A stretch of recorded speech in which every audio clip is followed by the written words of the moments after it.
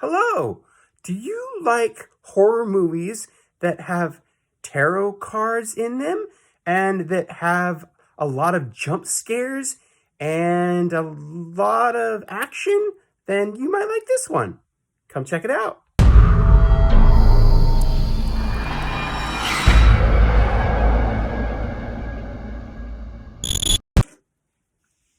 What is up, horror peeps? This is AJ Horror here to give you a new movie review. And this is a fresh, well, not fresh, but brand spanking new film.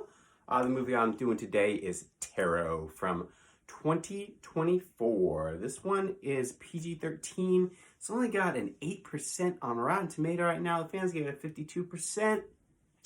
It's about an hour and a half, so great length. Let me just jump into this. This one is co-written and directed by Spencer Cohen and Anna Halberg, also written by Nicholas Adams.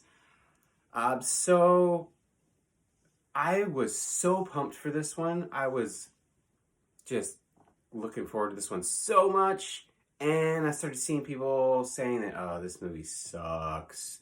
This is like the worst movie I've seen all year. So I was like, oh no. Got my hopes down a little bit. So I came into it with low expectations, which is always great, right? And I thought it was pretty good. I thought it was pretty decent. I mean, not the greatest movie I've seen this year, but not as bad as I was led to believe. So basically, this follows some 20-something-year-olds, 7 of them, that I think rented this house, and basically they're, typical 20-something stuff. They're drinking, playing a game around the fire, which I think is a cool horror trope. And they end up running out of beer. Oh no. And they want to find some more. They think there's going to be some in this house. And they end up in the basement where they find this creepy looking box. Guess what's in it? Tarot cards. And they decide to play. Each of them get or their central card or their main card, whatever. I'm not too educated in the tarot verse, whatever. But I find it fascinating. Anyways, so they each get their cards, they do the thing, and every 7 of them do the thing, and they get a card, which basically represents what is going to kill them, according to this set of cards. Because I think the coolest part of this is how the story goes back. I don't want to go too much into details with it, but it has a nice history of how these cards, or the reason for why these cards are doing these things to these people that are following them, each person, and they're trying to figure out how they're going to survive.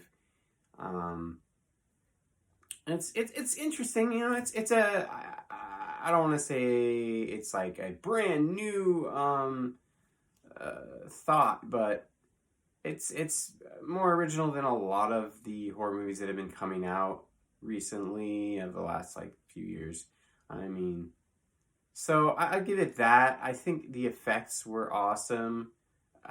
The villains, or whatever you want to call them, the characters that try to kill people, were really, really cool. The kills could have been a little better, but again, we're working with PG-13 here, so they couldn't go all out. And I think if this was rated R, I would have loved this movie, but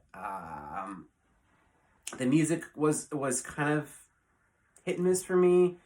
Felt like some of it didn't necessarily maybe fit with what was going on, or something to that nature. But I think the characters were fun enough in this that it kind of kept me in it. and where the direction of the story was going was intriguing enough. So that's kind of my thought on it without going too deeply into exactly what it's all about. But you know what? If you love seeing horror movies in theater, this one's a fun one to see in the theater. I would recommend it for that. Um, but yeah, that's about what I've got for this, and hopefully this was helpful. Go ahead and smash that subscribe button. Give me a like. Comments are cool too, and have a great rest of your day.